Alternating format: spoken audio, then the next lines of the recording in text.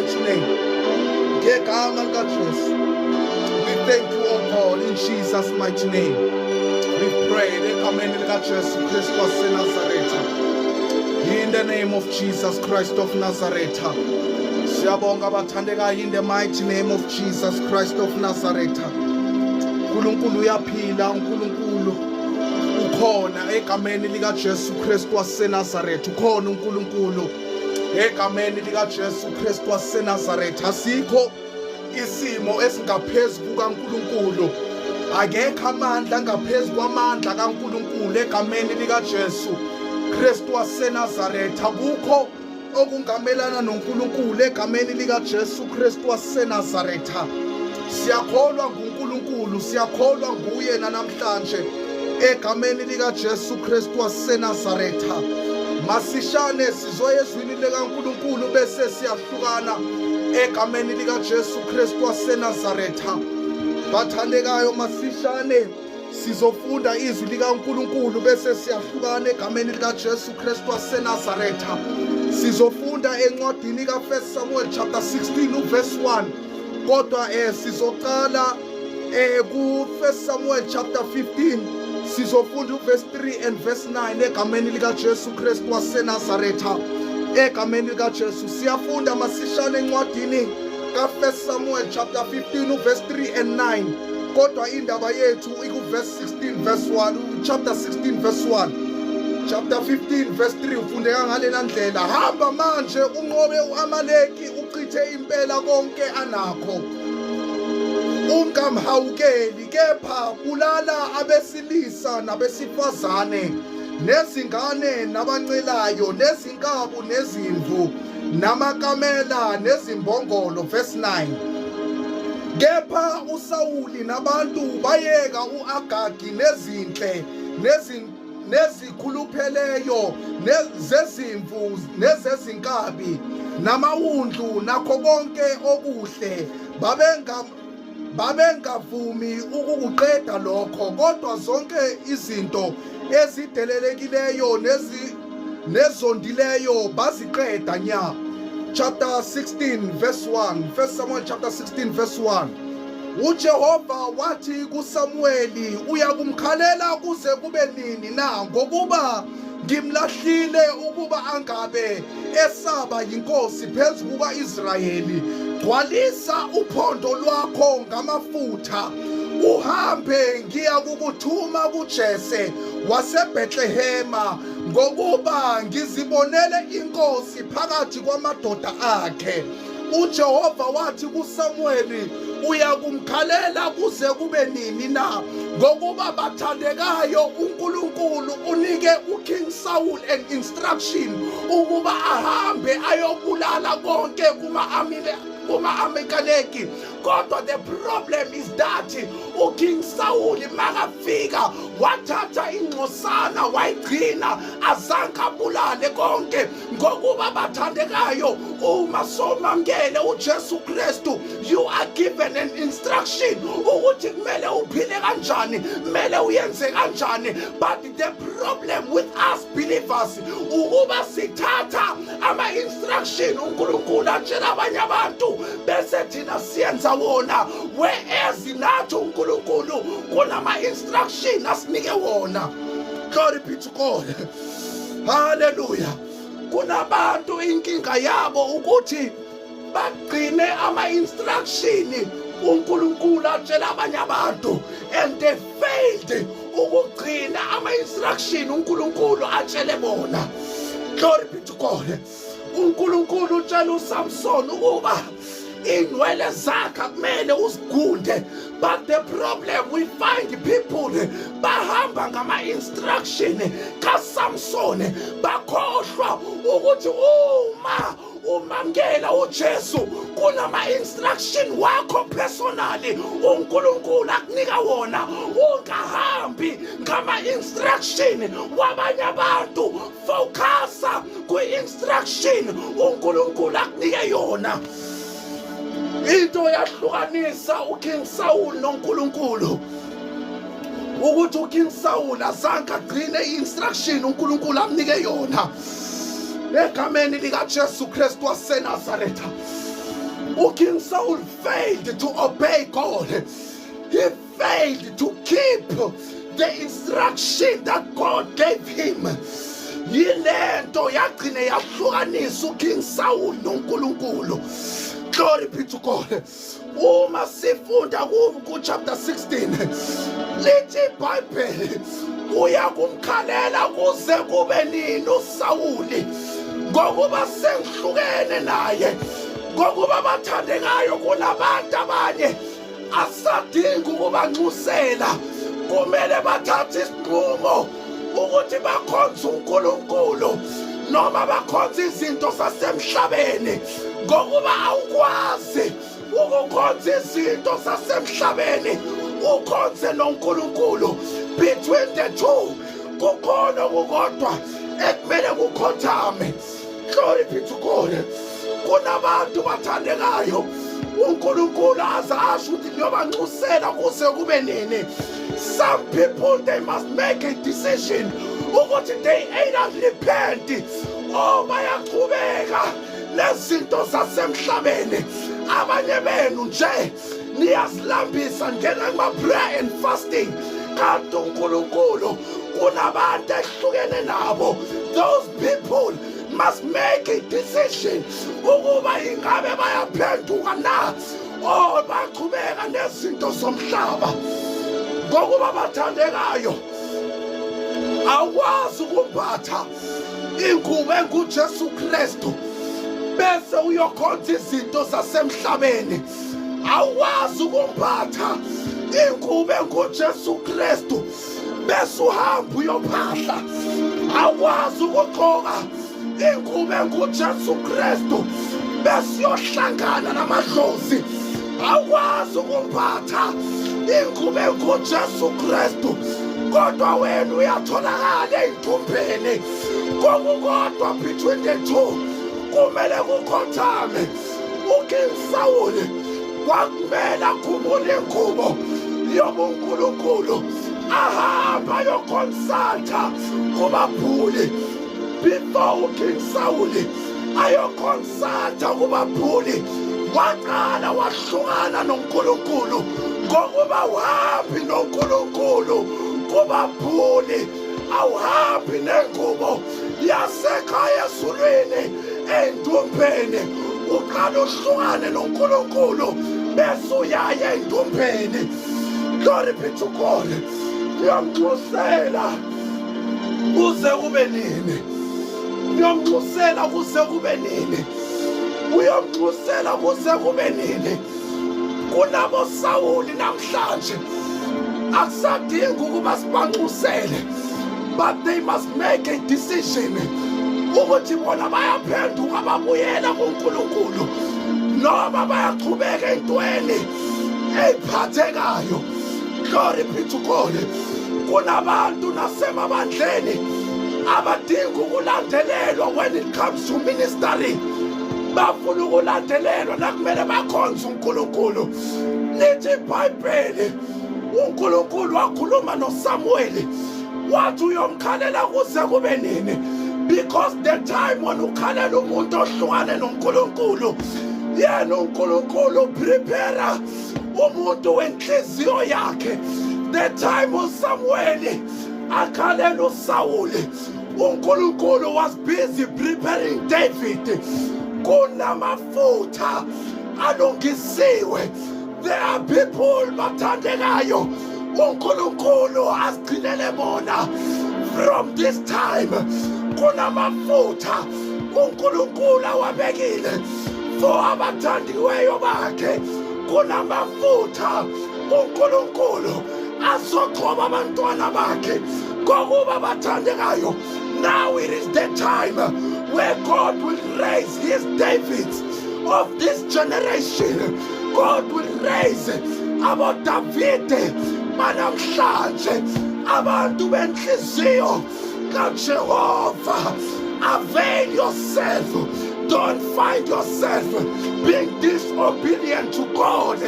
Tegama likaJesu ngokuba uma ungalalela nokulalela izwi lakho uNkulunkulu kuba khona ukuhlukana phakathi komuntu noNkulunkulu. Hallelujah. Oh Jesus. Oh Jesus. Come back to Christ. Buya mntwana, buya. Buya. Buya, buya. Buya. Buya. To those abafuna ukulandelelwa emabandleni when they have to minister, I'm here to tell you ukuthi uNkulunkulu uthi Samuel uyomkhalela kuze kube nini ngokuba khona owami owenhliziyo yami ngegama likaJesu. There are people abafuna ukulandelelwa every time nakumele bayenze inkonzo emabandleni. I'm here to tell you ukuthi uNkulunkulu uvusa boDavide bakhe ngegama likaJesu. In the name of Jesus. The time when ufuna ukulandelelwa nakumele useve enkonzweni, uNkulunkulu he is busy preparing uDavide. The time when ufuna ukulandelelwa nakumele uminister enkonzweni, uNkulunkulu busy prepare amafutha. The time when ufuna ukulandelelwa, uNkulunkulu lungisa wenhliziyo yakhe kunabo Davide abayovuswa. Ngazithola kulesixuku esifuna ukulandelelwa ngegama likaJesu. In the name of Jesus. Uyomnxusela kuze kube nini. You must make a decision today before you sleep ukuthi ngabe ulandela umuntu o ulandela uNkulunkulu, because kunabantu abagude ekulandeleni abantu but they are failing ukulandelela uNkulunkulu. Kunabantu abalandelela abantu kodwa balandela uNkulunkulu. Kunabantu abahamba ngey'fundiso zabantu abangahambi ngey'fundiso zikaNkulunkulu. Hey bathandeka, make a decision namhlanje ukuthi ulandela umuntu noma ulandela uJesu Kristu. Egameni likaJesu. Uyini umuntu kuba umlandele kangaka? Siyothandaza egameni likaJesu. Siyothandaza egameni likaJesu. Make a decision wherever you are. Ungazithola uhlukana noNkulunkulu ngenxa yokulandela abantu. Ungazithola uhlukana noNkulunkulu ngenxa yokuthembeka ebantwini. Ungazithola uhlukana noNkulunkulu ngenxa yey'mfundiso zabantu. Follow Christ. Pick up your cross and follow Christ.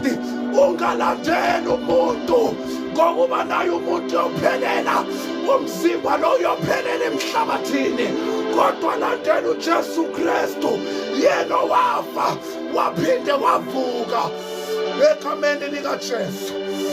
In the name of Jesus. Kuyize ukulandela the fivefold ministry. Kuyize ukulandela isonto. Kuyize ukulandela thina. Follow Christ. Uyindlela neqiniso lokuphila. Akakho yoya kuBaba ngaphandle kwakhe. Akakho maziyo uNkulunkulu ngaphandle kukaJesu Kristu. uJesu indlela yokuthi siye kuNkulunkulu. Thatha uJesu namhlanje. Shiya abantu ngokuba nabo bajiyelana endleleni. In the name of Jesus. Nokulandela umuntu kuyamenza ahlukane noNkulunkulu. Siyathandaza egameni likaJesu. Siyathandaza in the name of Jesus. Siyathandaza egameni likaJesu. Thatha uJesu. Make a decision wherever you are ukuthi ulandela uJesu noma ulandela the fivefold ministry. Make a decision ukuthi ulandela uJesu noma ulandela ama-revelation wabantu. Make a decision ukuthi ulandela uJesu noma ulandela amasonto. Bathandeka ayalikho isonto elisokunikisa ezulwini, kodwa kuphela uJesu egameni likaJesu. Akekho umuntu emhlabeni onezulu. Thatha uJesu. egameni likaJesu Kristu waseNazaretha. Sengithandaza namhlanje, sengithandaza wherever you are. Surrender everything unto God. Nikela lawo uwekhona, mazisa uNkulunkulu ukuthi Baba ngiwile endleleni, kodwa namhlanje ngifuna ukubuyisana nawe. Baba ngihambile ngey'mfundiso zabantu, ngihambile ngomthetho wesonto, kodwa manje ngifuna ukulandela imiyalo yakho, ngifuna ukulandela wena. Ngikhathele kulandela izinto zezwe ngokuba abantu bazokudukisa, kodwa ukhona uJesu Kristu ukukhanya kwethu, kuyena ukukhanya kwethu. Abantu bazoza ney'mfundiso ezahlukeneyo, kodwa ukhona uJesu olimelayo izwi lakhe. Egameni likaJesu ngathandaza manje, ngegama likaJesu. Baba wethu ongcwele, uNkulunkulu onamandla, siza kuwena namhlanje ebusuku ngegama likaJesu Kristu waseNazaretha.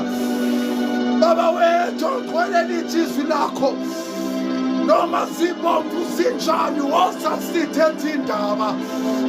Abanye Nkosi ngenxa yobude bendlela sisukile kuwe, sisukile ezwini lakho, sisukile emfundisweni zakho.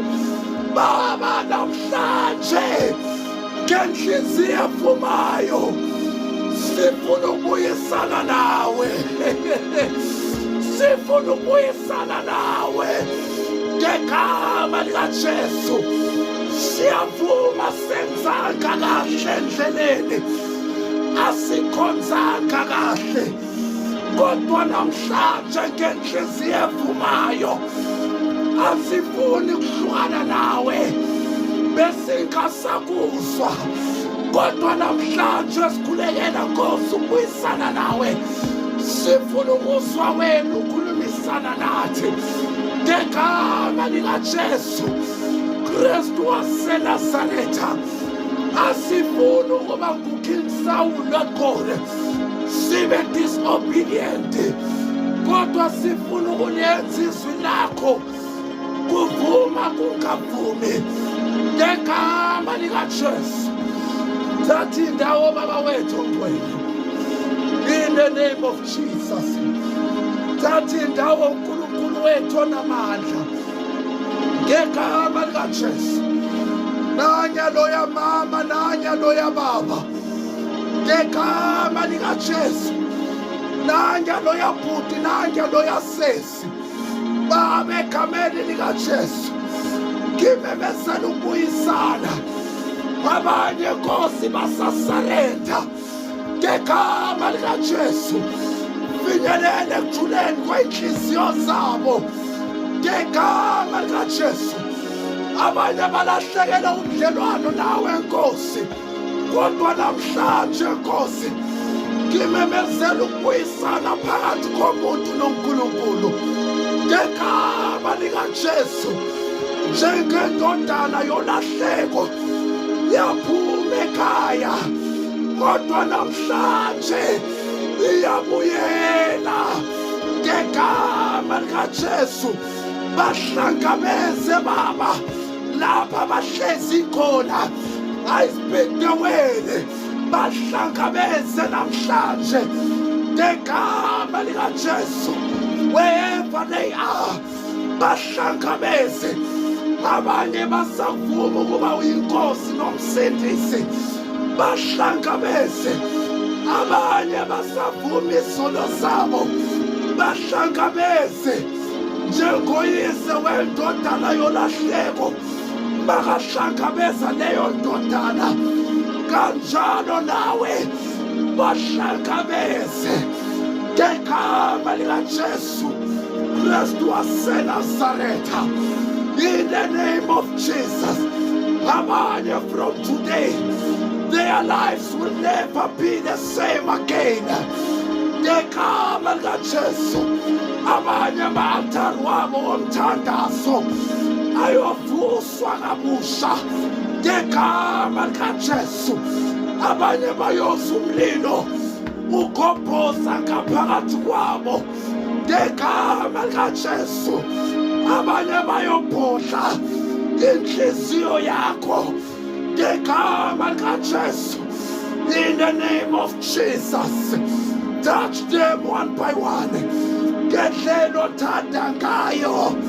In the name of Jesus. Thank you, oh God. Siyabonga Baba wethu ongcwele. In the name of Jesus.